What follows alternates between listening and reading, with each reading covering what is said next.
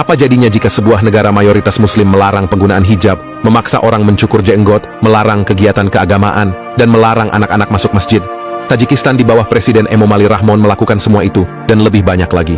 Inilah sebuah ironi saat negara mayoritas muslim justru dipimpin oleh seorang pembenci Islam.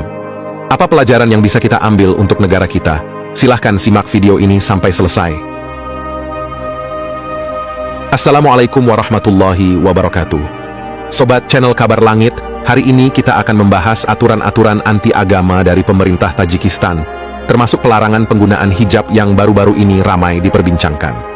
Tajikistan adalah negara dengan mayoritas penduduk muslim. Menurut World Population Review tahun 2024, sekitar 97% penduduk Tajikistan adalah muslim.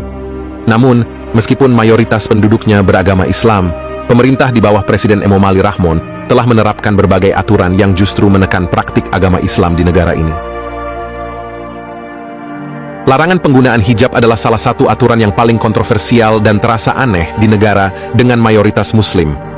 Aturan ini tidak hanya berlaku di sekolah-sekolah, tetapi juga di lembaga pemerintah dan universitas. Bahkan, ada larangan penggunaan hijab di muka umum. Larangan ini terasa janggal, mengingat mayoritas penduduk Tajikistan memeluk agama Islam yang mewajibkan penggunaan hijab bagi perempuan muslim. Alasan dibalik pelarangan ini adalah untuk menjaga nilai-nilai budaya nasional dan mencegah ekstremisme. Namun, banyak pihak yang melihat aturan ini sebagai bentuk diskriminasi terhadap umat Islam di Tajikistan. Untuk memahami lebih jauh tentang latar belakang politik yang melahirkan aturan-aturan ini, kita perlu melihat sosok Presiden Emomali Rahmon. Rahmon telah berkuasa di Tajikistan sejak tahun 1994 dan telah dinobatkan sebagai presiden seumur hidup. Tajikistan sendiri adalah negara pecahan Uni Soviet yang merdeka pada tahun 1991. Sejak merdeka, masyarakat Tajikistan semakin religius dan erat dengan agama mereka, yang mayoritas adalah Islam. Meskipun mayoritas masyarakatnya adalah Muslim, Rahmon menganggap Islam sebagai ancaman terhadap kepemimpinannya. Hal ini berkaitan dengan sejarah konflik antara pemerintah Tajikistan dan pemberontak United Tajik Opposition yang beragama Muslim. Karena latar belakang konflik ini, Rahmon sangat menekan Islam di negaranya. Bahkan, Rahmon yang terlahir sebagai Muslim pun lebih memilih untuk menjadikan Tajikistan sebagai negara sekuler yang bebas dari nilai-nilai agama, terutama nilai-nilai Islam. Selain larangan hijab, ada banyak aturan sekuler lainnya yang diterapkan oleh pemerintah Rahmon. Pada tahun 2007, Kementerian Pendidikan Tajikistan sudah melarang anak-anak sekolah menggunakan hijab. Larangan ini kemudian meluas pada tahun 2009 ke lembaga-lembaga pemerintah dan universitas negeri. Seiring masa jabatannya yang semakin lama, Rahmon semakin rajin mengkampanyekan pandangannya tentang hijab. Rahmon selalu bilang bahwa hijab adalah tanda pendidikan yang buruk dan tidak sopan dipakai karena tidak sesuai dengan budaya Tajikistan.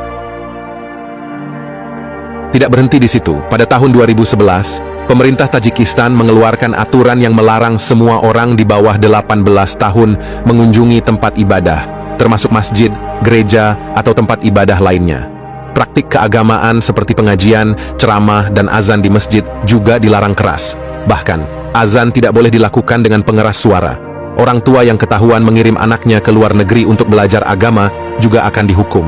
Aturan-aturan ini diterapkan dengan alasan untuk mencegah ekstremisme dan menjaga nilai-nilai budaya nasional.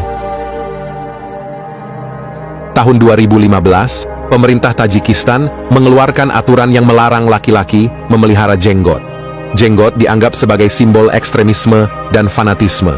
Polisi diberi wewenang untuk menangkap orang-orang berjenggot dan mencukur mereka secara paksa. Meskipun tidak ada undang-undangnya, sekitar 13.000 orang berjenggot ditangkap dan dicukur paksa oleh polisi pada tahun itu. Pada tahun 2017, pemerintah mulai mendata masjid-masjid di Tajikistan. Masjid-masjid yang tidak memiliki izin lengkap ditutup dan diubah fungsinya menjadi sarana kesehatan, salon, kafe, bioskop, pemandian umum, dan tempat bermain. Pemerintah juga mengirim SMS ke semua nomor aktif di Tajikistan, meminta perempuan untuk berpakaian sesuai nilai-nilai budaya Tajikistan. Tahun berikutnya, pemerintah mengeluarkan buku panduan pakaian yang tebalnya 370 halaman, yang berisi apa saja yang boleh dan tidak boleh dipakai oleh masyarakat.